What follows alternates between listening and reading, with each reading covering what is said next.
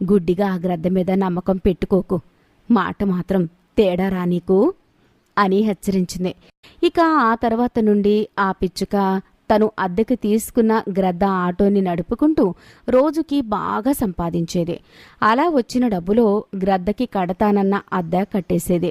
మెల్లిమెల్లిగా వాళ్ళకి ఆర్థికంగా మెరుగవుతుంది. అలా ఉన్న సమయంలో ఒకసారి ఒక కాకి గ్రద్దతో ఇలా అంటుంది. గ్రద్దా, ఈ మధ్య నీ సంపాదన బాగున్నట్టుంది. ఆ పిచ్చుకకి ఆటో ఇచ్చిన దగ్గర నుంచి డబ్బులు బాగానే వస్తున్నట్టున్నాయనుకుంటా కదా. ఏదోలా కాగే, ఎన్నాళ్ళు అది మూలన పడింది. ఇప్పుడు ఆ పిచ్చుక తిప్పుకుంటుంది. ఏదైతేనే వస్తూ పాడవడం లేదు కదా అని అంది.